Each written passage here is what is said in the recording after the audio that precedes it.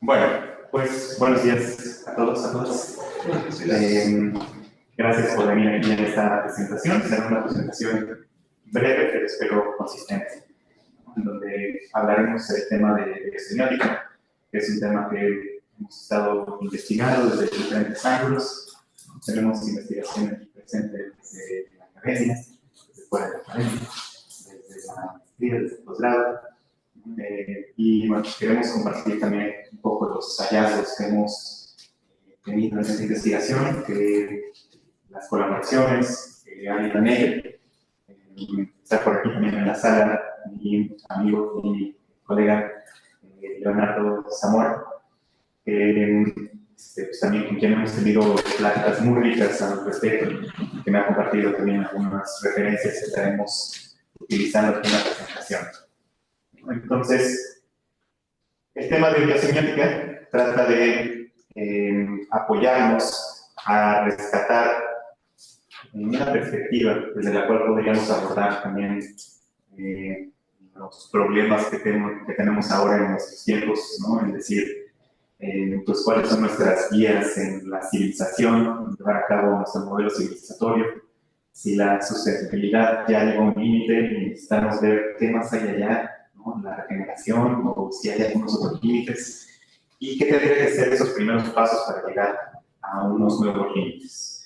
Entonces, como respuesta a ello es que empezamos desde la biosemiótica, desde cómo entendemos nuestro mundo y cómo le damos significado a nuestro mundo, pero ya no solo desde nuestra interpretación antropocéntrica como seres humanos, sino una interpretación un poco más amplia, que incluye también no solo la parte científica, la parte de lo que descubrimos en el microscopio, sino la afectividad. De qué otras formas también nos relacionamos con nuestro planeta, con los otros seres, y por eso ponemos estos dos conceptos también que son muy importantes en esta plática: la afectividad ambiental y la ternura radical. Y partimos desde estas ideas que conjugamos de varios autores, como la de David Suzuki, en donde nos dice que la forma en que vemos al mundo determina la forma en que lo tratamos. Que si una montaña es una deidad y no un montón de mineral, y si un río es una de las venas de la tierra y no agua para riego potencial, y que si un bosque es un bosque sagrado y no madera, y si otras especies son nuestros parientes biológicas y no recursos, o si el planeta es nuestra madre y no solo una oportunidad, entonces trataremos a cada uno de ellos con mayor respeto. Este es el desafío que presentamos también con esta tesis y esta presentación: mirar al mundo desde una perspectiva distinta. ¿Qué es lo que pasa hoy en día? Pues tenemos unos ejes, unas prioridades en nuestro modelo civilizatorio, en nuestras comunidades. ¿No? Estas prioridades se basan en una idea central de que el mundo está para que lo administremos los seres humanos, que tenemos que buscar la mejor manera de utilizar el suelo, que tenemos que ver de qué manera utilizamos el recurso del agua, que las otras especies están para satisfacernos a nosotros. Esta idea teleológica, ¿no? De que todo tiene un sentido para que el último eslabón de la cadena seamos nosotros los seres humanos. Entonces, es una idea que queremos cuestionar con esta plática, con esta charla. Recordando que es una charla que es abierta y que en cualquier momento también cualquiera puede participar, ¿no? Podemos ahí construir un nuevo sentido a través de esta plática. Nuestros problemas que nos aquejan hoy en día pues tienen que ver con una crisis ambiental, ¿no? Y esta crisis ambiental se ha intentado atender pues desde los 60, 70, diciendo que ha habido un nuevo modo de vida que es raro, que está afectando la forma en cómo habitamos este planeta. La mecanización tomó el mando y entonces todo se ve en términos de qué tanto puede producir, qué tan rápido, cómo se puede mercantilizar y qué tanto capital nos va a dar. Y eso pues hace una forma totalmente distinta a cómo habíamos habitado el mundo por muchos años. En nuestras ciudades pues, se busca el desarrollo de la ciudad ya no solo con cómo hacemos que habiten más personas, cómo hacemos que todos estén en bienestar, sino lo vivimos en diferentes ciudades, seguramente en Madrid lo están viviendo también de esta manera, ¿no? Lo que hemos visto.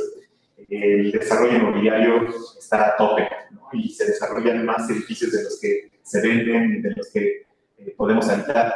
Entonces se hace mucho espacio vacío privado, ¿no? Y se construyen estas torres altísimas, como en la Ciudad de México, la Torre Mítica, que pues, no está habitada en su 70%, pero pues, aún así son espacios que se siguen construyendo y construyendo, ¿no? Por esa idea de que necesitamos producir más, necesitamos privatizar más, necesitamos tener un mayor beneficio económico. Entonces, esas prioridades son las que están hoy en día llevando a cabo nuestra dirección social, ¿no? Hacia dónde llevamos todos nuestros esfuerzos. Y consideramos que deberíamos de tener entonces otra visión alternativa, ¿no? Otras preferencias, otras prioridades que nos ayuden también a construir nuestro entorno de una manera distinta. Y en ese sentido es donde surge nuestra idea de bioequilibrio, ¿no? Un camino que reoriente esas prioridades. Nos dice Escobar que el verdadero problema es una crisis ontológica, una crisis de cuáles son esas prioridades, cuál es el sentido de desarrollar las cosas, por qué la prioridad máxima tiene que ser el desarrollo del capital, de la mercantilización. Y entonces es una crisis ontológica porque es una crisis de nuestras convicciones, de nuestros valores. ¿Qué deberíamos de hacer? Rediseñar o reorientar esta ontología hacia una nueva visión, hacia una visión que pues, no solo remueva entonces ya la visión económica, la visión que pone el dinero al centro de todo, sino que la ponga a la par de otras visiones, ¿no? De decir, bueno, necesitamos también bienestar de las personas, necesitamos también bienestar ambiental, necesitamos bienestar emocional, necesitamos bienestar en más sentidos, no solo en el bienestar económico. Y atendiendo esa forma en cómo nos relacionamos también con nuestro mundo, como una rizósfera, donde vemos que todo está relacionado, todos los nutrientes pasan de un lado a otro. Veíamos durante nuestro curso con Leo que la selección natural ya no es la supervivencia del más fuerte, ¿no? Del que más lucha, sino hoy en día los científicos están convencidos de que quien sobrevive en la selección natural es el que más comparte, el que más comparte esos recursos. Y entonces en este compartir de los recursos es como podemos existir y podemos sobrevivir de una mejor manera en nuestro planeta y habitarlo de una mejor manera. Entonces, a esta mejor manera de habitar nuestro planeta le llamamos la bioequilibrio, una relación con otras especies que no solo es una relación de poder o una relación mercantilista, tú me das, yo te doy, sino es una relación afectiva, ¿no? En donde nos cuidamos también mutuamente. Hay una arquitectura de cuidados entre diferentes especies. Y en esa arquitectura de cuidados generamos nuevos significados de la vida, generamos nuevos significados para las cosas. Entonces, consideramos que este es un discurso más allá de la sustentabilidad, en donde no solo queremos mantener nuestro planeta como está, sino queremos también generar estas nuevas relaciones, en donde se regenere el planeta, pero también donde pueda haber una riqueza afectiva en esas relaciones. Entonces, sabemos que nos llevamos muy bien con nuestros perros y nuestros gatos, ¿no? Y que nos consideramos parte de nuestra familia y están ahí dándonos cariño y les damos cariño. ¿Qué pasaría si este cariño lo extendemos a más seres? ¿No? Lo extendemos al reino fungi, a las plantas, a todos los demás animales, no solo en un especismo, sino lo compartimos con todos. Y esa idea de cambiar entonces nuestras prioridades y poder extender nuestra afectividad es un nuevo hábitat mental que queremos también compartir en ese sentido. Y bajo esa convicción que nos comparte Katia Mandoki, de que los diseñadores no solo hacemos objetos, no solo hacemos espacios, no solo hacemos servicios, no solo hacemos pósters, sino también diseñamos nuevos hábitats mentales, diseñamos nuevos hábitats de pensamiento para que desde esos hábitats podamos generar nuestro mundo, manifestar nuestro mundo alrededor. Entonces los diseñadores también diseñamos hábitats mentales. En esta idea es donde proponemos entonces estos dos conceptos. Primero, la afectividad ambiental, que lo consideramos una revolución ético-política y estético-poética. Nuestra crisis ambiental como decíamos, es una crisis ontológica, es una crisis de esas convicciones que tenemos para diseñar nuestro mundo. Y tenemos la oportunidad de reorientar esa crisis ontológica a una nueva visión de nuestro planeta, de habitarlo, en donde no solo veamos que son cuerpos alrededor del planeta, sino cuerpos en relación, ¿no? Que aprenden de otros cuerpos, que son sujetos distantes, que son sujetos cercanos y que todos están interrelacionados, ¿no? Que hay una red de empatía ambiental que afirma que todos estos cuerpos sienten y se relacionan de diferente manera, que no podemos pensarnos o concebirnos ni siquiera individualizados, ¿no? Separados, sino todo el tiempo estamos conectados y todo el tiempo estamos en un proceso de individuación. Entonces, cuando tocamos una piedra, la piedra también nos toca. Cuando leemos un bosque, somos parte de su trama sensorial de este bosque. Cultivar entonces esta ética ambiental requiere restablecer este contacto corporal, corporizar nuestra visión del planeta. Entonces, pasarlo a través de nuestro cuerpo, porque a través de nuestro cuerpo es como lo entendemos, a través de la fenomenología de nuestro cuerpo, de nuestros sentidos. Y entonces empezar a tener una ética de contacto, en donde esta forma de contactar con las otras especies, de colaborar, de construir con los demás, de reconocer la inteligencia en otras especies, generaría una nueva forma de habitar nuestro planeta. En ese otro sentido, también tenemos el concepto de la ternura radical, que viene de esta misma idea, ¿no? De cómo cultivamos esa empatía interespecie, pero hacemos una convivencia afectiva que no solo genera unas relaciones más fuertes, sino nos ayuda a entender las cosas de una diferente manera, ¿no? Nos pone en los zapatos entonces de las otras especies y nos dice, ¿cómo entiende esta planta el mundo? ¿Cómo entiende el erizo el mundo? ¿Cómo entiende la asiana el mundo? ¿No? Entonces, poder entenderlo desde sus zapatos, aunque no tengan zapatos, no necesitarían muchos zapatos, fortalecer esa interdependencia. Y entonces colocar el afecto al centro de una ética ambiental, que no solo sea entonces una nueva visión de cómo colaboramos, ¿no? Sino cómo nos queremos, ¿no? Cómo tenemos también esa resistencia de la violencia. Y bueno, en esa idea de replantecer lo que sería la división entre nosotros los seres humanos y las otras especies, ¿no? De dejar de verlos como la otredad y empezar a verlos como somos un conjunto, somos una ecuación de corresponsabilidad, somos relaciones que se están interconectando todo el tiempo. Y es ahí entonces donde nos hace sentido la biosemiótica, ¿no? ¿Qué nos dice la semiótica? La semiótica es una manera de entender al mundo, ¿no? De interpretar lo que se nos aparece en el mundo. Entonces sucede un fenómeno, sucede un trueno, ¿no? Y decimos, pues va a llover, lo interpretamos de alguna manera. O lo interpretamos como ya se enojó todo, o lo interpretamos como claro, nos está cuidando, ¿no? Entonces hay todas esas interpretaciones a partir de los fenómenos. Pero nos hemos dado cuenta que los seres humanos no somos los únicos que interpretamos estos fenómenos. También muchos seres interpretan estos fenómenos. Entonces, los que empiezan a ver los rayos, las personas se espantan, ¿no? Los insectos que empiezan a guardarse también en sus guaridas. Entonces, empieza a haber una interpretación también del mundo a través de otras especies. En la biosemiótica queremos entender cómo funciona el mundo para las otras especies, para poder empatizar también con ellos. Sabemos que hay lenguajes más allá del humano, que se comunican también de otra forma, ¿no? A lo mejor no sé, es muy claro con los delfines, con las ballenas, ¿no? Que hay un lenguaje por ahí que se están comunicando de alguna otra manera. Pero entre más lo rascamos, más entendemos que hay un lenguaje en todo, ¿no? Todas las especies tienen un lenguaje. Y entre más entendemos ese lenguaje, más riqueza, más se enriquece nuestro mundo. Entonces, bueno, pues el lenguaje y la semiosis no son exclusivos del ser humano.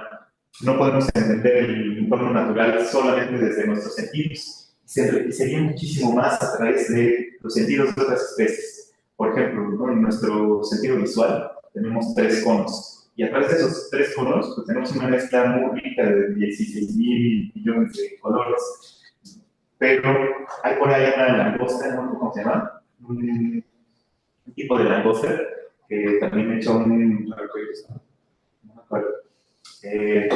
Pero esta langosta tiene 16 conos en sus ojos. Entonces, ¿cómo será el mundo visto a través de 16 conos de combinaciones de colores? Ahorita lo investigamos.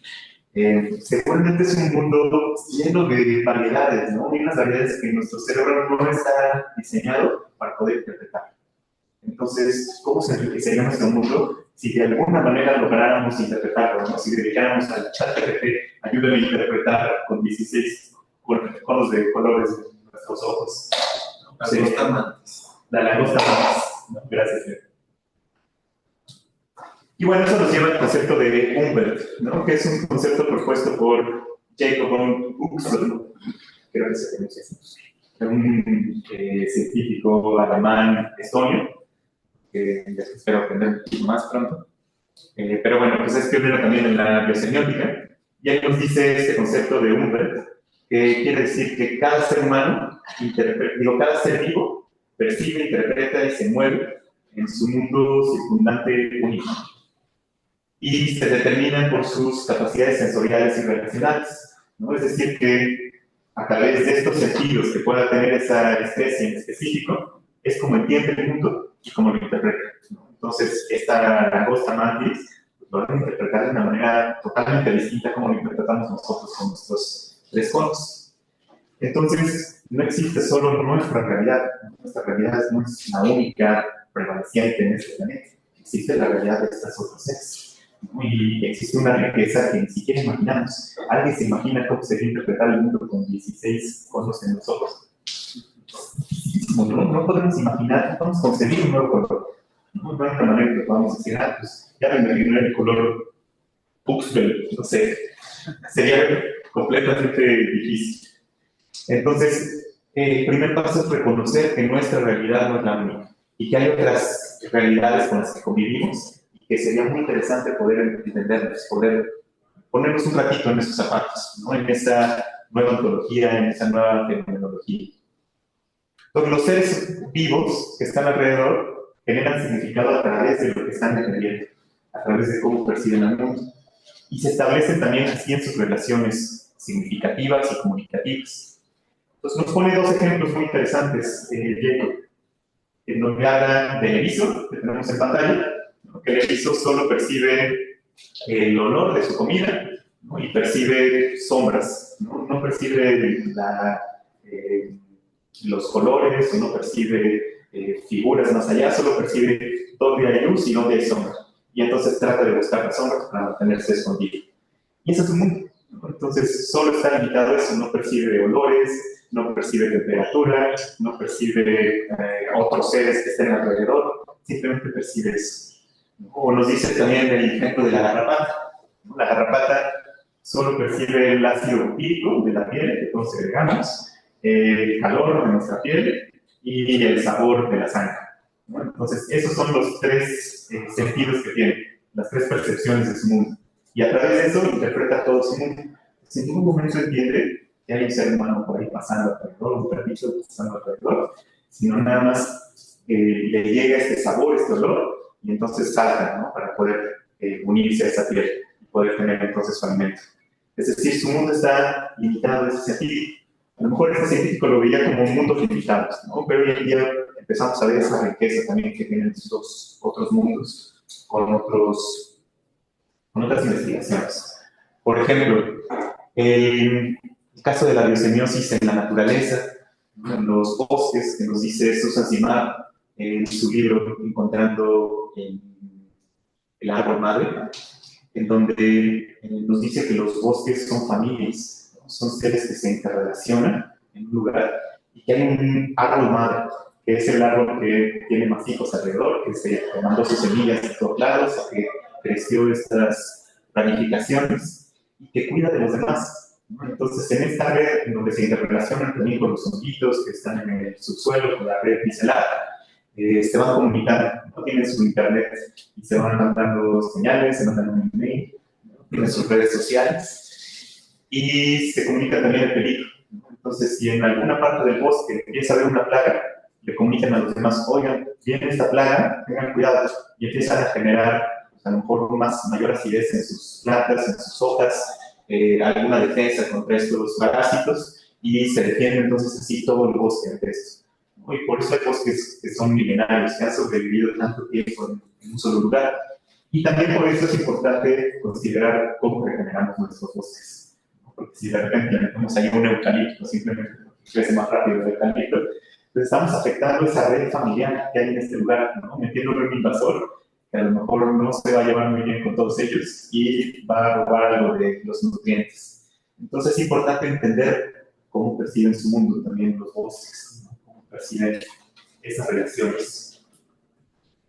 El caso de los elefantes, ¿no? También es un caso muy interesante, en donde vemos desarrollar estas prácticas simbólicas que considerábamos que eran solo de los seres humanos, como el duelo cuando alguien muere, ¿no? Hacer un ritual de duelo. Entonces, los elefantes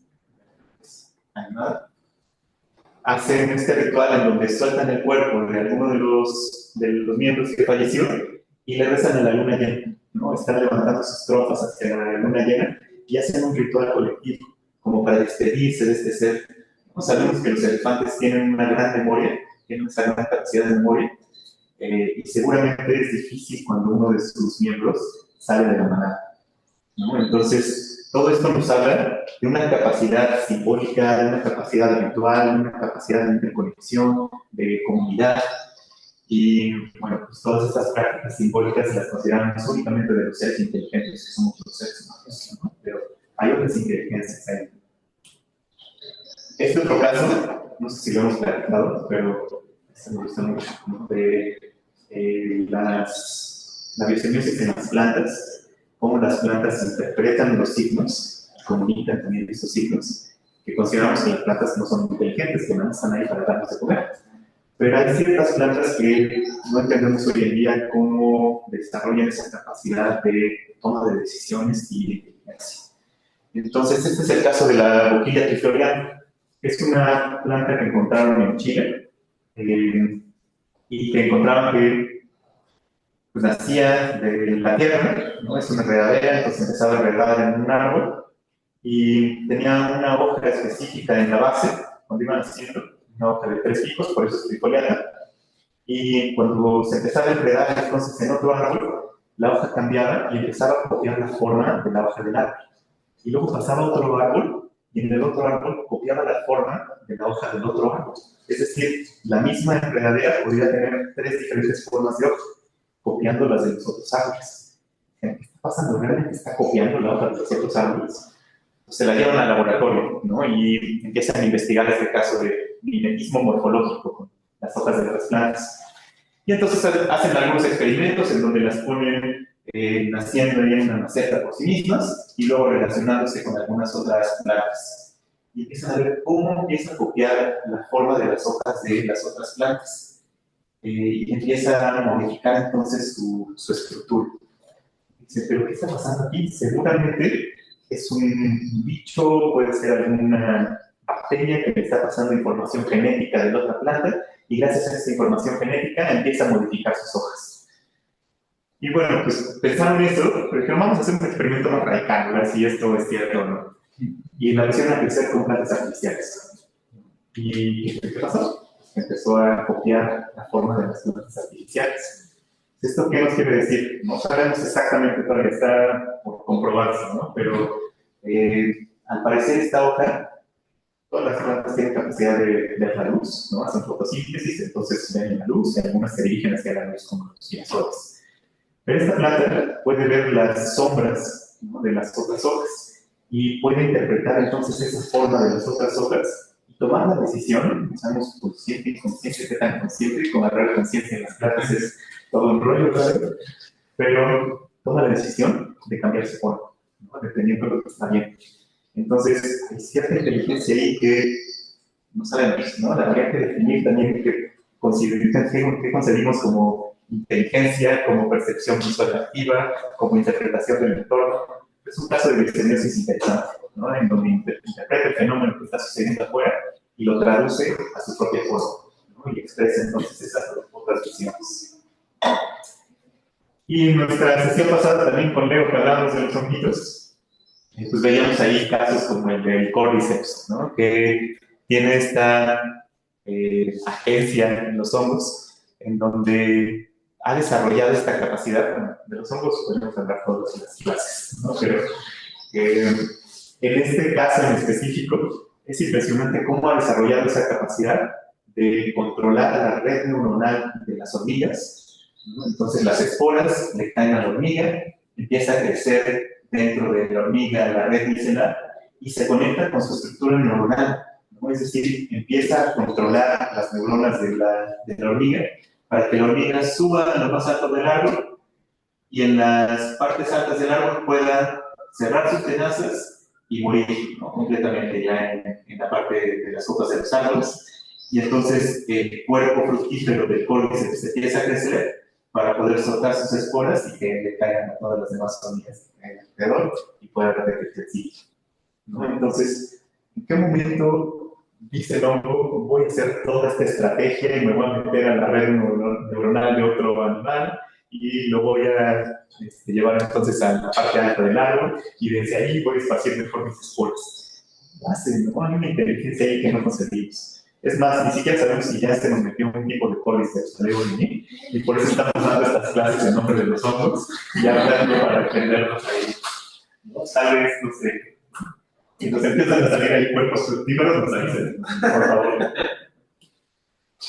Y bueno, pues algunos otros conceptos, ¿no? Como la idea de la semiosis expandida, en donde autores como Eduardo Cohn se meten a lo profundo del Amazonas y empiezan a ver cómo las comunidades que llevan habitando ahí cientos de años han establecido ya una comunicación certera con su entorno, con las plantas, con los animales que lo habitan y con los seres que consideramos no como un ser vivo de un reino, pero sí como algún tipo de conciencia, ¿no? Como lo serían los ríos, las montañas, los bosques. Entonces, ¿cómo se establece esa red de comunicación entre estos seres vivos, entre estas conciencias? Y nos habla de los diferentes signos lingüísticos que empieza a encontrar también en su viaje por estos entornos. Entonces, un ejemplo es que van acompañando ahí una parte de la tribu en el Amazonas y se viene una comunidad de changos, ¿no? Para pues, empezar a atacarlos, empezar ya a burlar entre sus cosas. Y entonces los nativos, para poder decirles que se vayan a los changos, empiezan a comunicarse con ellos. Y les dicen, oh, oh. Y es su manera onomatopeica de decirles, si no te vas, vamos a cortar los árboles y se van a caer. Y tú vas a decir, oh, te vas a poner triste. Y los changos entonces se iban, ¿no? Con esa comunicación. El pu-o tiene muchas implicaciones, ¿no? En el lenguaje que encontraban ahí en el Amazonas, pero era una manera también como decirles los efectos que va a pasar, ¿no? Si tú los atacas y empiezas a volarte nuestra comida o acercarte demasiado, pues va a haber entonces estos efectos. Y con eso había una comunicación entre especies que era certera, ¿no? O que es certera hoy en día todavía. Entonces, de ahí, Eduardo Cohn habla de este planteamiento que ha resultado muy interesante en la antropología. Lo hemos discutido ya con algunos compañeros del doctorado que vienen de la antropología o de la etnografía, que es una antropología más allá del humano, ¿no? Entonces, ¿cómo incluimos también estas comunicaciones que no solo vienen desde nuestros lenguajes humanos, sino de lenguajes con otras especies y que hemos construido en red con estas otras especies? Otra visión que ha sido fundamental es la visión de Donna Haraway, en donde nos dice estas ideas también de semiosis expandida, en donde no solo hay una comunicación con las otras especies, sino es una red simpoyética, en donde se construye el conocimiento, se construye la vida a través de esa relación entre diferentes especies. Entonces, cuando hablamos de poiesis, estamos hablando del acto creativo, ¿no? Su etimología es la creación de un acto. Pero se ha tomado mucho hacia la poesía, ¿no? El acto creativo poético. Entonces, cuando se hace un acto creativo poético, pues rima, suena bonito, tiene estética. Y entonces, cuando haces una simpoiesis, estás haciendo un acto creativo hermoso en conjunto con la red de vida que hay alrededor, ¿no? Con otras especies.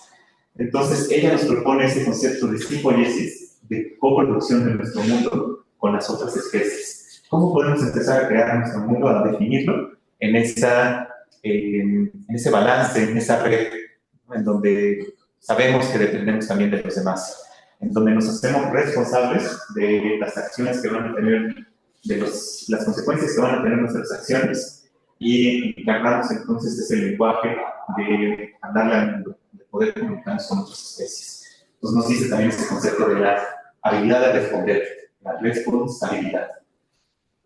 Y ella considera que nuestro mundo pues, ya debe dejar de ser concebido como antropocéntrico, ¿no? Todo el mundo para los seres humanos, y nos propone esta alternativa que sería el tuluceno, ¿no? Al antropoceno. El tuluceno no solo incluye entonces otras especies, ¿no? Como habitar junto con los árboles, los animales, como sería el ecoceno, sino nos habla también de estos seres míticos que habitan en los diferentes espacios, ¿no? Como Tulu, que habitan en las profundidades del mar, ¿no? Como los seres montaña, ¿no? Los seres ríos o los seres bosques, que son a lo mejor seres míticos, pero que nos han enseñado cosas y que a través de ellos hemos aprendido, y que si interpretamos el rayo como Tlaloc o como Thor, es porque nos enseña algo, porque da una lección ahí que debemos aprender. Y entonces nuestro mundo no solo está centrado para los seres humanos, sino existe también todas estas mitologías, toda esta riqueza, todo este lenguaje simbólico de la semiótica, que también nos da riqueza en nuestra existencia. Entonces, bueno, con Haraway no logré todo en términos de cómo le sirve esta planta para que este animal se lo coma y luego nosotros nos vamos a comer este animal, ¿no? Como todos estos causas y efectos que al final vienen para los seres humanos, como es todo biológico y podemos aprovecharnos entonces del planeta y somos los administradores máximos, sino nos invita a través de este concepto que es el título de su libro, quedarnos con el problema, a asumir esas responsabilidades de todo lo que hacemos alrededor y a decir, no todo tiene que solucionarse de esa manera ingenieril, de problema, solución y poder parcharlo rápidamente, como lo hace constantemente todos los gobiernos, no importa si de derecha o de izquierda, pero buscan nada más parchar las cosas, ¿no? Salieron baches en el periférico, pues vamos a parcharlos, ¿no? Rápido, para pensar en una nueva solución, una nueva manera, o darle espacio a que entendamos bien cuál es el problema de raíz. No vamos a seguir teniendo baches por cientos de años si no volvemos a recurrir nuestros cuerpos de agua de la Ciudad de México, ¿no? Si no abandonamos el concreto hidráulico. Entonces hay que entender los problemas de raíz y no los vamos a entender si no nos quedamos con el problema, si no nos sentamos a dialogar con nuestros problemas. Entonces, bueno, pues es muy rica toda la teoría de Donna Haraway y nos ayuda a dar una perspectiva de cuidado de la naturaleza, una perspectiva feminista que acuerda las cosas, que acuerda la situación, y que aprendemos no solo de las mujeres, sino también de los seres vivos, hasta los seres vivos. Y por último, la perspectiva de Anna Singh, que también ha sido fundamental en muchos autores que están hablando acerca de esto. Yo lo consigo como un zeitgeist, un espíritu de nuestra época, en donde estamos convicción de preocuparnos por el medio ambiente o ocuparnos por el medio ambiente, pero desde unas perspectivas distintas, y nos estamos empezando a reunir, ¿no? Así como Leo desde su lado estudió biotecnología y yo biodiseño, y de repente nos encontramos y ¿no? Entonces fue un bromance ahí intelectual muy interesante. Entonces muchos de estos autores están describiendo las cosas desde sus esquinas y ha resultado en una cartografía de posibles perspectivas de nuevas ontologías que nos dan mucha riqueza. La mayoría de ellos están citando el trabajo de Anna Singh. Anna Singh estudió un hongo, ¿no? Se dedicó hacia el Matsutake, ¿no? A decir cómo es la naturaleza del Matsutake y decir por qué no lo hemos podido domesticar, por qué no lo hemos podido meter así en laboratorios y reproducir en laboratorios in vitro. Porque sigue siendo un hongo tan caro, ¿no? Se vende por millones en Japón, ¿no? Millones. Entonces empieza a investigar todo esto y se da cuenta pues, que el hongo Matsutake depende mucho del bosque, ¿no? Se relaciona mucho con los pinos, que necesita cierta altura, que necesita cierta humedad muy precisa y que pues, hace lo que se le da la gana, ¿no? No está ahí para responder a nuestras visiones mercantiles y productivistas, sino crece como ella entiende que debe de crecer. Entonces de repente te lo vas a encontrar mucho en un bosque y hay hechos en los que no lo vas a encontrar para nada. ¿Por qué? Por las condiciones del bosque. Depende mucho de las condiciones de todo su entorno, lo que ella llama la rizósfera. Entonces, todas esa comunidad de raíces, minerales, de nutrientes que hay en la tierra, con la humedad, con los bosques, ¿no? Es una red impresionante de factores que necesitaríamos entender para poder reproducirlo de alguna manera. No se ha logrado reproducir en ninguna otra parte del mundo el hongo matsutake, más que en Oaxaca, en la sierra mixteca de Oaxaca, pero de forma natural, ¿no? Levantan entonces ahí a las esporas del micelio y que crezca naturalmente en Oaxaca, tiene condiciones similares como en los altos de Japón, y pues tiene que crecer pues, también ahí en la naturaleza, ¿no? En la relación que pueda tener con los pinos de ese lado. Entonces eso nos dio le dio muchos insights, muchos pensamientos así, reflexiones de cómo existen fuera de nuestra red capitalista, ¿no? De nuestra forma de producir las cosas, cómo se resisten los hongos matsutake a ser producidos en un laboratorio, ¿no? A entrarle a la industrialización. Entonces, coexisten en sus entornos, pero no por jerarquías o porque puedan dominar a otras especies, sino porque están en una comunión perfecta con el entorno en el que sobreviven. Entonces, tienen esa integración. Y bueno, pues nos da una invitación entonces así a percibir el mundo en esta interacción con todas las especies que hay en el sol. Vamos terminando ya nuestra introducción a esta parte de la biosemiótica. Pero bueno, regreso entonces a ese inicio en donde decíamos por qué es importante la biosemiótica, porque nos da entonces bases para poder entender desde qué perspectiva abordar los problemas de nuestra época.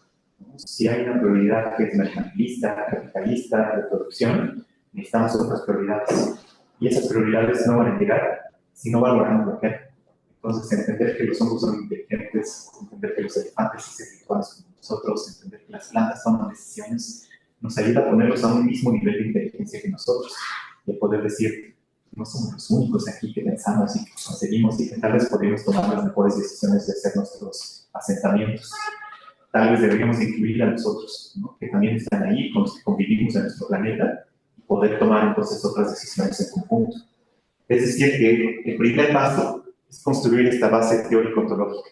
Es decir, ¿por qué es importante? Porque los otros son inteligentes, porque concebimos que también pueden estar en este mismo nivel, porque no solo lo económico es lo más importante, necesitamos otros niveles de bienestar.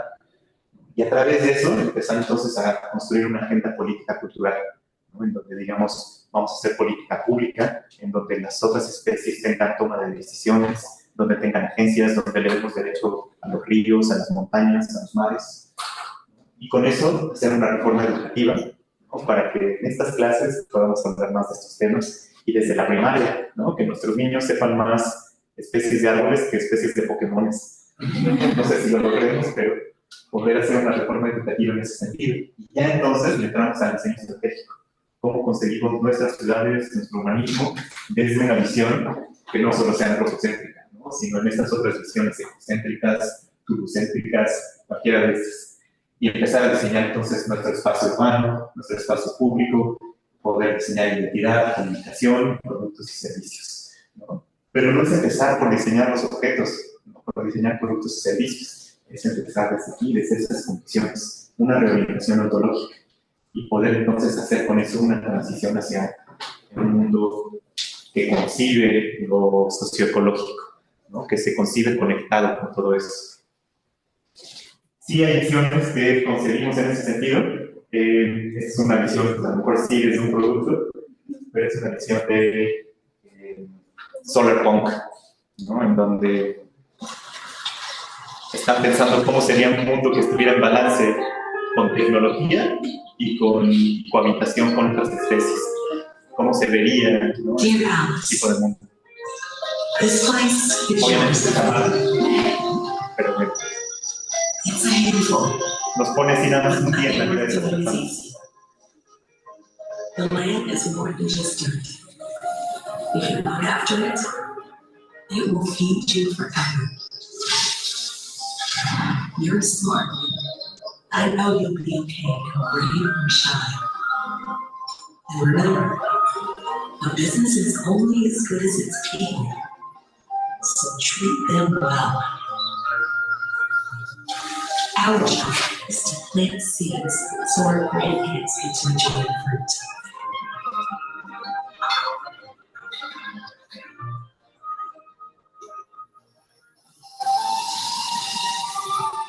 So, eat well, Alice, and keep planting those seeds. Because how we eat today feeds tomorrow. Bueno, esa es una visión muy utópica, ¿no? De lo que sería el solar punk, y obviamente metiendo ahí su marca, ¿no? Pero es lo que necesitamos, ¿no? Nuevas visiones, nuevas concepciones, nuevos sistemas económicos, nuevas formas de convivencia, nuevas ideas, ¿no?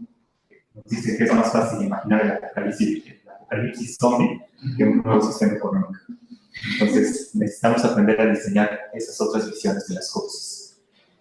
Por eso proponemos entonces el tema de la biosemiótica, en donde entendemos, generamos estas relaciones con otras especies que son significativas, que son afectivas y que nos ayudan a concebir el mundo más allá del humano, que permite expandir nuestra ontología, nuestras convicciones, nuestras prioridades y poder ver qué otras prioridades hay alrededor, dependiendo también de estas percepciones que tienen los demás. ¿Qué implicaciones tiene para el diseño? Pues pensar entonces en lo ritual, en lo comunicado, en la interrelación, en la rizósfera. Entonces, verlo más allá de cómo nos beneficia a los seres humanos, ¿no? En esa visión antropocéntrica, y pensarlo relacionado con las demás especies. Si tenemos hoy en día tecnología tan avanzada como la inteligencia artificial, ¿por qué no lo utilizamos para cosas más complejas, como cómo construir entonces nuestros entornos urbanos, en nuestros edificios, en colaboración con el reino fungi, con los honguitos, ¿no? Con la ciana, o con algún otro de las especies con las que convivimos, compartimos nuestros espacios. Entonces necesitamos un diseño que pueda concebirlo de esa manera y dar una nueva visión, dar una nueva tendencia, una nueva alternativa a cómo estamos haciendo las cosas, cómo estamos desarrollando diseño.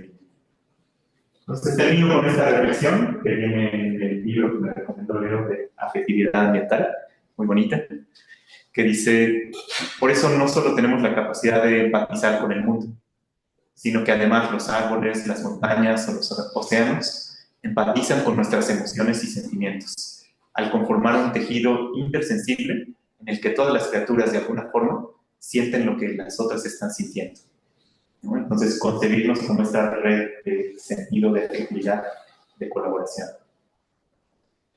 Bueno, quisimos cerrar entonces nuestro curso de biofabricación con esta charla, ¿no? Vamos a tener también alguna sesión de seguir platicando de los honguitos, ¿no? Ahorita en unos minutos. Leo nos va a contar también una propuesta de su proyecto de lámpara con cianobacteria.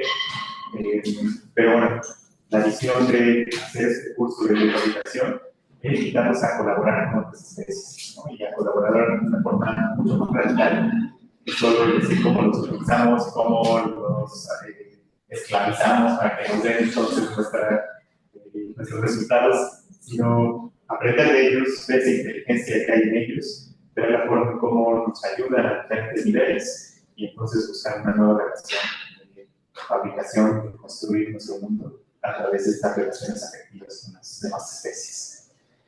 Bueno, les agradezco mucho que escuchen esta plática. Espero que sean ideas que siempre diferentes cosas hacia adelante, sobre todo los diseñadores que estamos manifestando en nuestro mundo.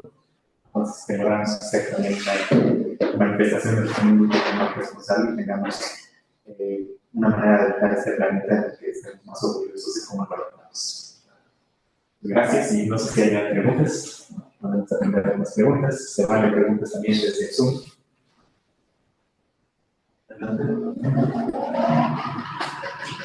Yo, bueno, no sé si es una pregunta, pero justo hace ya desde algunos meses por acá me venía como cuestionando cómo hacemos diseño tanto en la industria como también en la escuela.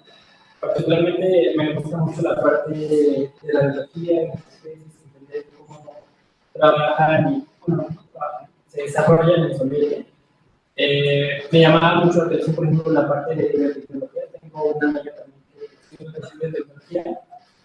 Y sin embargo, me surgía esta cuestión de cómo de pronto podríamos, como diseñadores, saltar allá de la tecnología y digamos, trabajar con nosotros. O sea, de pronto para mí es un poco complejo tratar de entender cómo se haría esta simbiosis, o cómo es que ustedes lo ven o lo analizan.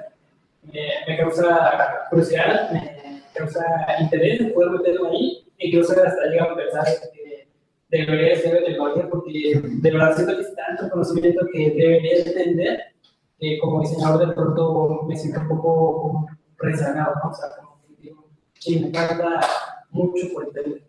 Entonces, no sé ustedes cómo lo conceptualizan o cómo ven esta relación de poder de pronto saltar del diseño de productos que hacemos aquí en la escuela a ese nuevo tipo de diseños. Incluso me recuerda mucho al documental de Abstract, algo que hacen ahí sobre ese tipo de nuevos productos y potencias que van muy relacionados o con ayuda de otros diseños.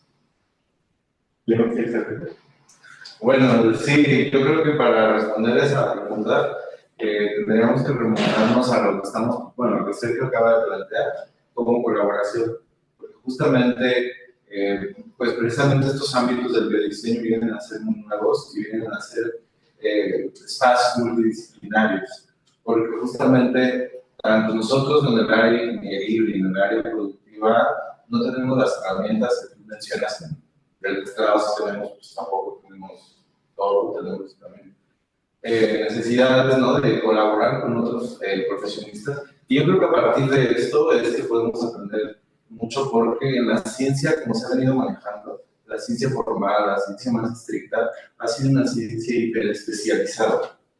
Una ciencia en la que sabemos cuántos dedos tiene el pie de una mosca, pero no tenemos idea con qué interactúa la mosca.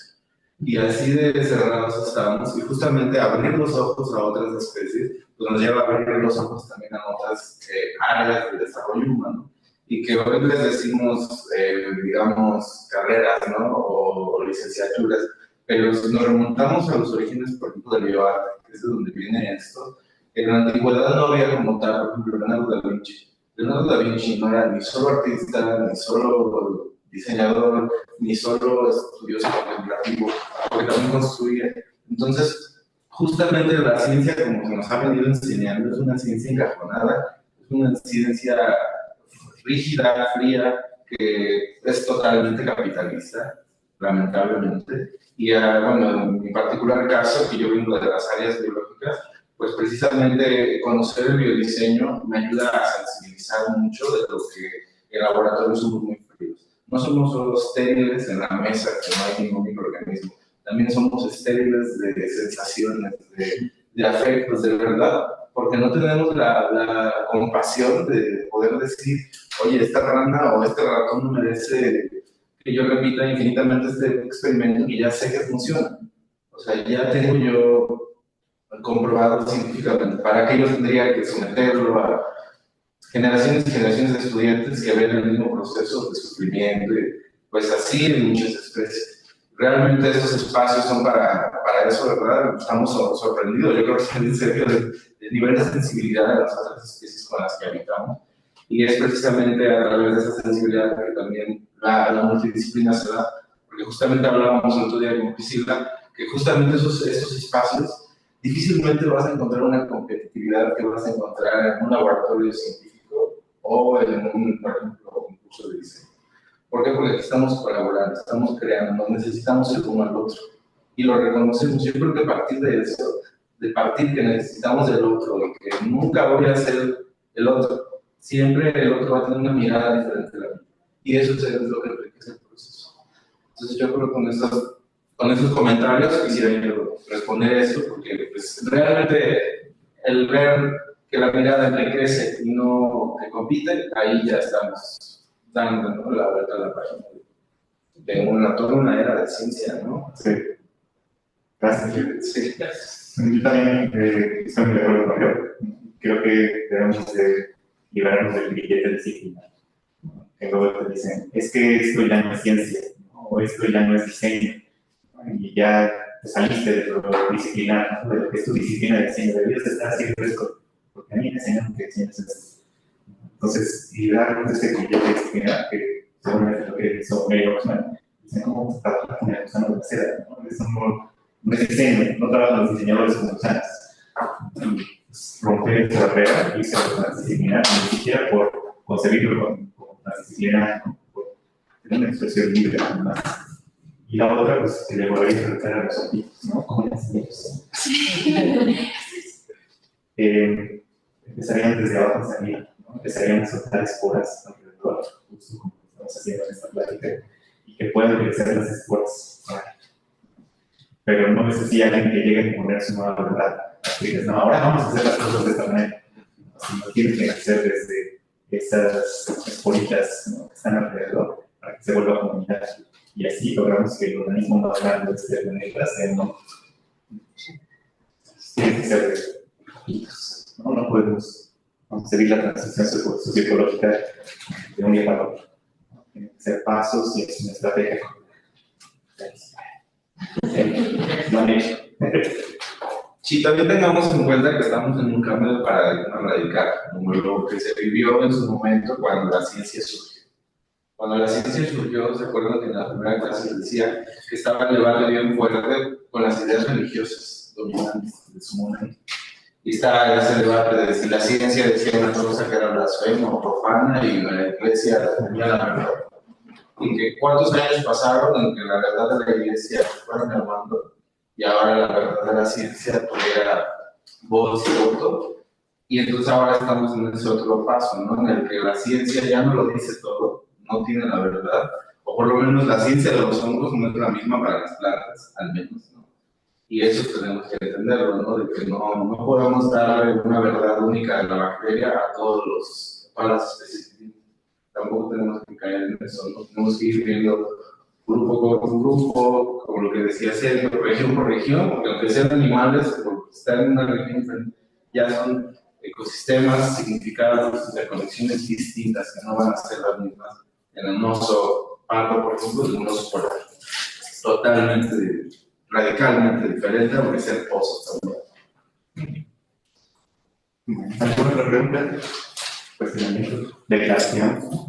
Por favor. Yo tengo una pregunta.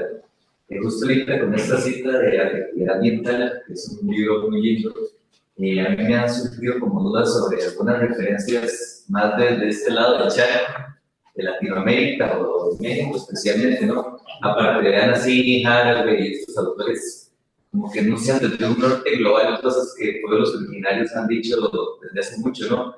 Entonces, por ejemplo, este libro es muy bueno, pero tengo esa idea de si conocen algunos otros referentes de este lado del continente.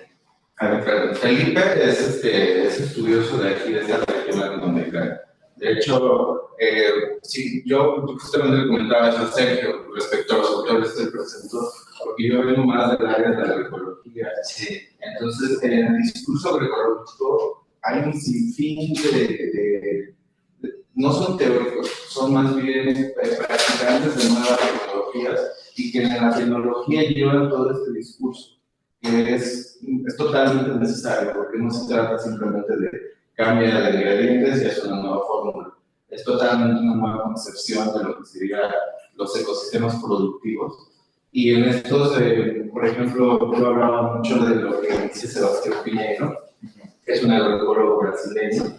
Él habla muchísimo y hace estas similitudes, ¿no? De cómo el humano no inventó la agricultura. El humano la imita de ciertas especies, ¿no? De ciertas especies como las hormigas, aborda, por ejemplo, las termitas, aborda también las abejas, de cómo ya hay, ¿cómo le llaman a esto? Como organizaciones culturales, por decirlo de una manera, pero a nivel de animales pequeños, que pueden crear este tipo de colectividades organizadas, bien sistematizadas. Por ejemplo, él es uno. Y bueno, a partir de este trabajo agroecológico, es que también viene a mucha crítica a lo que vienes diciendo tú, porque si bien muchos pueblos originarios viven esta realidad, no se la están planteando como regresar o como crearla, sino ya la viven, y es también a partir de esas experiencias que podemos plantear que, pues, si bien estas propuestas, como los que son del norte global, pues también encajan en lo que ahora venimos nosotros trabajando como nuevas propuestas de discurso. Porque, diría por ahí los filósofos, no hay nada nuevo bajo el sol. Llevamos cuántos años de humanidad, ¿no? Repetimos las mismas ideas, los mismos errores, las mismas propuestas. Y realmente esto es, digamos, una forma adecuada a nosotros, porque tampoco vamos a ir con estos discursos a los pueblos originarios a decirles, ahora piensan en el ecoceno y ahora piensan porque son conceptos que la verdad solo nos sirven en nuestro grupo, en este ecosistema pequeño que son. Sí, académico. Claro, y que para salir al exterior, salir a la realidad, sí necesitamos suavizar estos discursos, llevarlos a un ámbito mucho más digerible. Porque tampoco se trata de andar ahora propagando nuevos conceptos que, si bien son extranjeros, ¿no? Podemos nosotros usar nuevas palabras que nos sean más cómodas. Es lo que yo le proponía a Sergio cuando hicimos este curso. Que si bien, por ejemplo, yo les presenté toda una teoría de biodiseño, pues esa teoría tenemos que masticarla, como los pajaritos, ¿no? Regurgitarla y ahora sacar nuestra versión de la teoría del biodiseño. Porque la verdad estamos en este primer paso. Como tal, no hay instituciones que se dediquen al biodiseño en México formalmente. Realmente esto es una ciencia nueva que está surgiendo y que, pues, más que ciencia como única cosa que alguien puede tener, es una cosa multidisciplinar. Son equipos de trabajo nuevos que se están dando y que no se tenían, ¿no? Yo hace años, cuando entré a trabajar de biólogo, me decían, ay, te vas a morir de hambre, solo vas a dar clases de biología, ¿no? Ahora todo el potencial que tienen los biólogos como diseñadores es un potencial que hace 15 años ni siquiera se vislumbraba. Entonces vienen más cosas, estamos en el proceso, la verdad es un deleite estar en el proceso de creación, de ver cómo se está generando el debate, de ver cómo no nos gustan algunos conceptos. Yo también soy muy crítico de esa parte. Y sí, pues la idea sí sería ir pues, configurando una ¿cómo le llaman a esto? El pensamiento latinoamericano, ¿no? El pensamiento colonial, porque mucho de esto que viene del biodiseño ya lo hemos criticado durante el curso, es muy colonial. O sea, simplemente es cambiar materiales y seguir la misma cadena, seguir las mismas lógicas de explotación y sobre todo de enriquecimiento para uno. Entonces, sí hay mucho todavía de criticar. Yo siento que muchísimo, pero por algo es. Es una muy buena pregunta, ¿no? Varias ocasiones que me han hecho. Yo, sobre todo, tuve una maestría en Europa, entonces luego se me cuestionaba, ay, pues tu conocimiento es puramente europeo y los científicos, etc. Luego hice una especialidad en epistemologías del sur, ¿no? Para ver si está pasando, ¿no?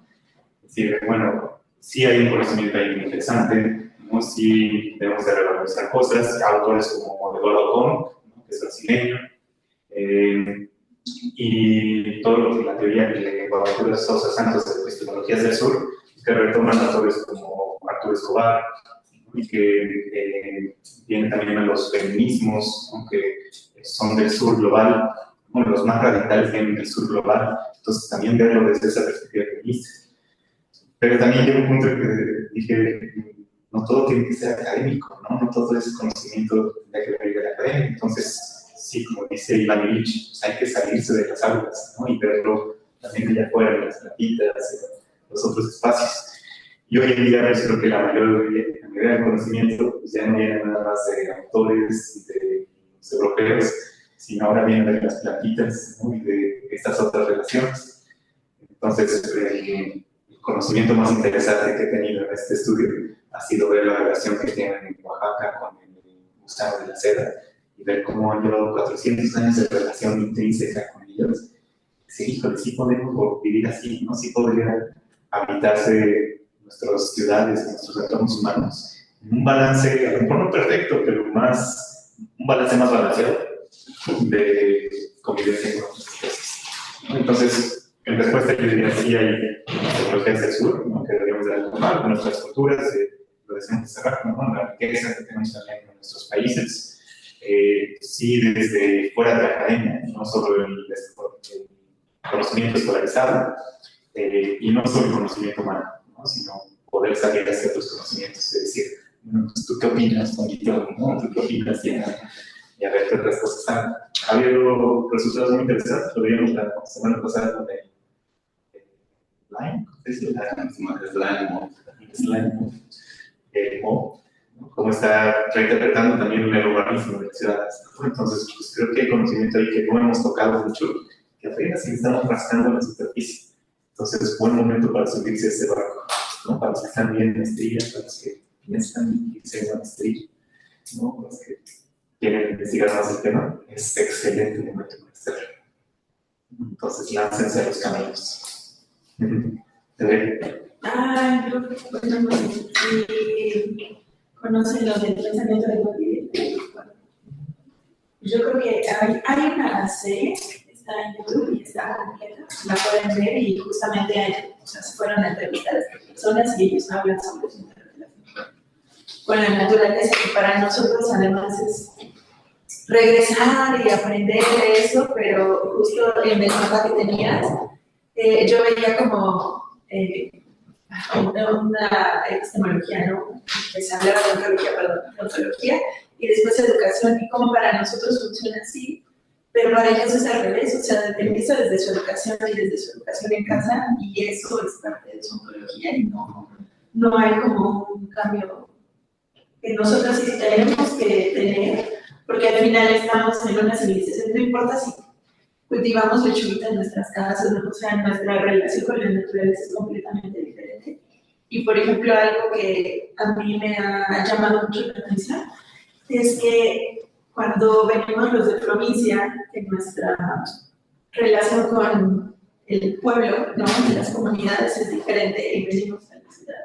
Como también tenemos que adaptarnos a, o sea, seguramente tú también has vivido, pero muchos provinciales hemos vivido, como tenemos que adaptarnos a las formas de pensar de aquí, y entonces ahora nos están diciendo, ay, ¿qué crees? No, esto es nuevo, y para nosotros es como, pues no es tan nuevo, es parte de nuestra vivencia, pero yo creo que esto de buen vivir podría ser una forma de que nosotros nos podamos adentrar a esto que justamente siempre está escondido, y además como a ser un poco más empáticos con estas relaciones. Ahorita ya se empezó un poco con los animales, pero para las plantas nos falta muchísimo, porque no, a mi punto de vista, no basta con solo meterla a tu casa, regarla y limpiarla de vez en cuando, sino que tenga una relación completa con todo el proceso. Pero sí estoy de acuerdo, también se tiene que bajar desde lo académico, a no ser solamente hablar desde acá. Pues también está esta red en donde la chava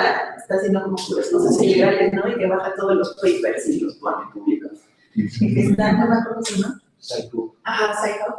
Y que justo está diciendo que todo el conocimiento se tiene que quedar en la academia y en estos espacios. Tiene que salir a hablar con las personas, se tiene que platicar con las personas que están en contacto con los animales, con la naturaleza, con todos los entornos. Nos falta muchísimo para desaprender si las malas mañas de, por ejemplo, comer papas todos los días, esas cosas, no se nos quitan, ¿no? Quitarnos el no tener la computadora, ¿no? Sí.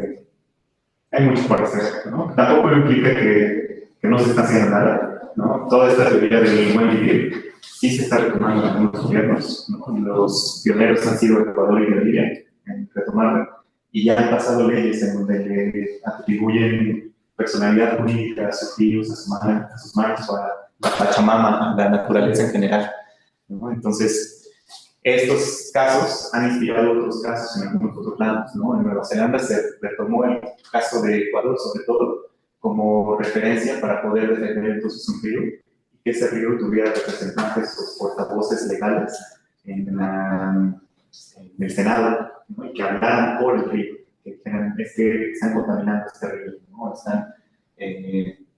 Se están apropiando de estos territorios. Entonces sí estas cosas de las que hablamos aquí no son idealismos, ¿no? Los idealismos sirven para que puedan traducirse a leyes, para que puedan traducirse a nuevas maneras de vivir, nuevas maneras de pensar. Entonces, hace 20 años era inconcebible que el gobierno nos diera bicicletas, ¿no? Hoy en día tenemos las ecobicis por todos lados. Entonces, son conceptos que a lo mejor nacen de un idealismo, pero que luego se van normalizando. Y es trabajo de todos nosotros normalizar esas ideas, traerlas a la vida cotidiana, que eso es lo que hace el diseñador principalmente, trabajar con la vida cotidiana. De hecho, tengo entendido que el año pasado el Bosque del Agua, de aquí de México, porque también está en otros estados, empezó a ser sujeto de derecho. Y creo que también hay una ley aquí en la Ciudad de México de patrimonio biocultural, que también es algo pues, relativamente novedoso y que permite tal vez no casos tan consolidados como esos, pero como que esto es como un avance, ¿no? Sí, lo bueno es que luego hay intereses que se contraponen. Sí, existen las leyes, pero no como... Y de repente llega Coca-Cola, ¿no? Y dice, pues es que yo quiero los pozos freáticos, ¿no? Entonces, pues paga suficiente dinero y ya. Vámonos a acabar. Sí, como el caso de Nestlé, que decía, pero ¿por qué las Naciones Unidas quieren ver al agua como un derecho humano? Debería de ser ya un derecho como el petróleo, ¿no? Que podamos tener derechos de explotación en las empresas privadas, que lo vendamos a las demás personas, ¿no? Que sea un derecho colectivo para todos. Pues, privatizar el agua. ¿Qué va a pasar después? Ahorita privatizando el aire. Preguntas privatizan la sangre, con drenes agua. Sí. Bueno, por eso lo más importante es este cambio metodológico, ¿no? Las prioridades. De hecho, ya se está, bueno, no se está como tan enfatizando, pero incluso como la parte de la Ciudad de México, los que viven en el sur, tienen más acceso a poder hacer aspectos de derecho medio ambiente, sean por calidad del aire, y los que estamos aquí en el norte, en naves industriales, el único bonito es lo que está dentro y afuera, baches, sin nada, sin acceso incluso a las acciones peatonales, son aquí al lado, ¿no? No tenemos acceso a un buen aspecto peatonal y de arbolado por las nuevas industrias que están ahí, ¿no? Y que de hecho deberían estar, por eso los dejaron construir, ¿no? Porque supone que tenían la parte de responsabilidad social, que no es social, simplemente son números que no responden a nada. Sí. Entonces, viéndolo desde la perspectiva de Iván Pardo, ¿no? ¿Quién está analizando cuál es el problema de raíz? ¿Cuál es realmente la situación ahí detrás de todo eso? Seguimos nada más parchando y diciendo, pues, lo importante es lo económico, ¿no? Si no produce, entonces mejor no le ponemos atención. Pues sí, hay que hacer un cambio de prioridades que no solo sea para políticas populistas, ¿no? Que se van a resolver rápidamente y que van a decir, bien, lo logramos nosotros, ¿no? Sino empezar a hacer propuestas que sean a memoria a 20, 30 años, pero que ya no sean para nosotros, que sean para nuestros hijos, las generaciones venideras, y que puedan tener esa larga visión, ¿no? hacia dónde llevamos esas soluciones, pero atendiendo el problema de raíz. Si hacemos una propuesta de descartar los ríos de la Ciudad de México, de descartetizar, ¿no? muchas de las vidas, pues va a ser una propuesta difícil y que va a tardar muchos años en lograrse. Pero necesitamos empezar ya, ¿no? Necesitan empezar a ver ya una política pública al respecto. Entonces, o sea, tiene que ver con muchas cosas, es un problema complejo. Pero bueno, yo lo veo como un terreno fértil. Bueno, yo creo que soy ingeniero, ¿verdad? Me encantan los problemas. Y después está la delimitación que es agua. A partir de toda esta teoría que vimos en Sergio y también quiero compartir, problematizamos las cosas desde otro ángulo.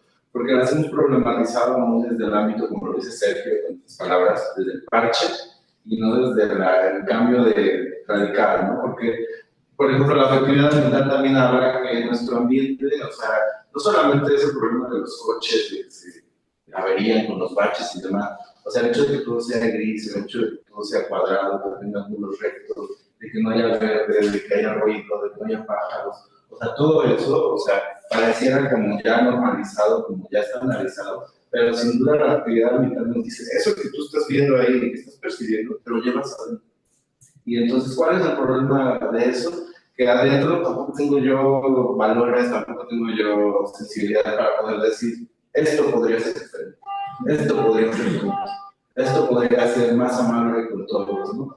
Y entonces, si no lo planteamos desde ahí, realmente nada más vamos a estar sobrevolando la situación y no vamos pues como lo que decía, tal vez parecen idealismos, sin embargo, pues en un mundo tan frío y cruel, los idealismos son necesarios y necesitamos, como lo que dicen varios autores, reencantar el mundo, reencantarlo con ese asombro hacia la inteligencia de los hongos, con esa contemplación del pajarito cantando. O sea, necesitamos volver a ser sensibles de nuestros oídos, de nuestra piel, de nuestros ojos.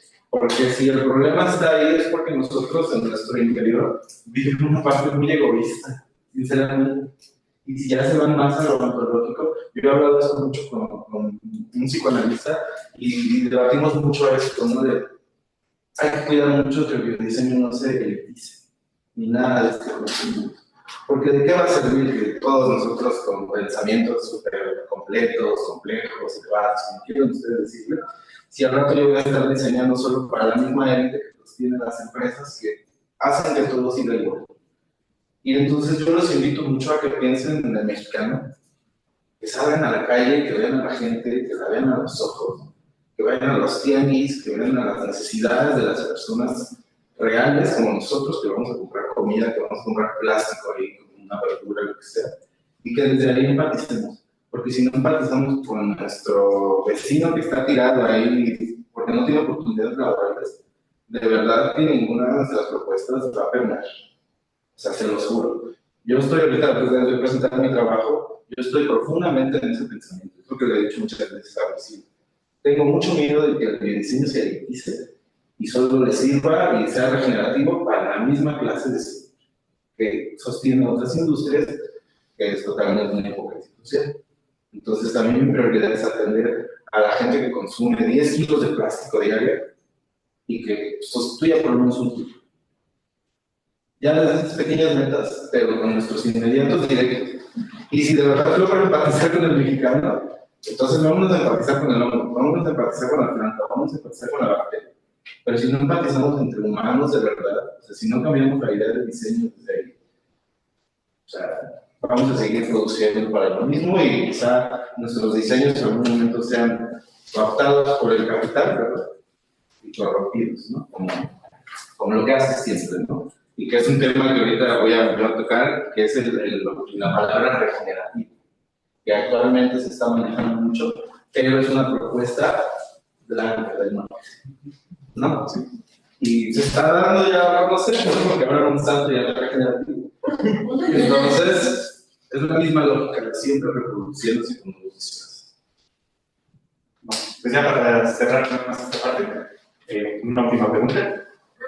Justo esa era mi duda, algo que se había mencionado antes, pero ¿cómo traduces eso realmente al diseño, no? Porque, bueno, desde mi perspectiva de estudiante, un solo producto no basta, nunca va a arreglar nada. Entonces, si nos quedamos en el producto, no hacemos nada, no logramos nada. ¿Qué podemos hacer más allá del producto? Lo tocamos muy brevemente, pero sí no podemos empezar desde el objeto, ¿no? Se tiene que empezar desde antes. Entonces, déjame más. Hay preguntas en el chat. Muchas Sí. Ya nos habíamos olvidado. Yo me di cuenta que le di ahí una carta. Sí, yo les voy a presentar mi proceso creativo de 3 productos que actualmente tengo. Y bueno, estos 3 productos pues, tienen una fuerte connotación mexicana, perdón. La generación de productos y servicios es la última fase, ¿no? Tenemos que empezar por esa reorientación ontológica, por revisar nuestras convicciones, por revisar la teoría que lo sustenta, ¿no? Irnos hacia una agenda política, hacia formas educativas, verlo desde lo estratégico, y ya después nos vamos hacia las diferentes partes de la disciplina del diseño, ¿no? Pero es toda una estrategia. Y concluyendo con eso, ¿no? El director de mi tesis me decía que nos peleábamos mucho porque yo soy muy positivo y él más realista. Y entonces, él considera que en mi positividad yo veo las voluntades de las personas nos van a salvar. y el surrealismo, o sea, que la voluntad de las personas nos va a destruir. Pero en el caso de tu tesis, en el caso de este estudio que estamos haciendo, no se trata entonces nada más de voluntades, ¿no? De que quiere hacer las cosas bien y quiere hacer las cosas de otra manera. Se trata de la estructura que va detrás del sistema, ¿no? Lo que realmente va a cambiar el comportamiento es que tengamos una convicción estructural de así deben hacer las cosas, ¿no? Tenemos que respetar la ley, tenemos que hacer las cosas de una manera distinta, tenemos que convivir con otras especies, debemos de reconocer la inteligencia de otras especies. O sea, desde esa convicción interna van a cambiar las cosas. Si es un nuevo producto verde y hecho con micelio, no va a cambiar nada. Tiene que ser desde atrás, desde esas convicciones ontológicas. Pero bueno, si les parece, cerramos la conferencia con eso para también terminar la grabación y vamos a ver una parte de productos y vamos a jugar también con honguitos y a ver qué tanto jugamos. Creo que era nada más que se despedían por ahí, pero déjenme revisarlos. Sí, se despiden por ahí. Igual, yo creo que hay un problema en lo que encuentra la pregunta. Hay un problema en las mismas disciplinas. O sea, el ego de los diseñadores, que es algo que nos gusta criticar, de los ingenieros. Y de los tecnólogos que digan. O sea, nosotros de todas las producciones que creemos, ¿no? Al llegar al punto de, es que yo tengo un papel que me dice, ¿no? Y entonces eso me da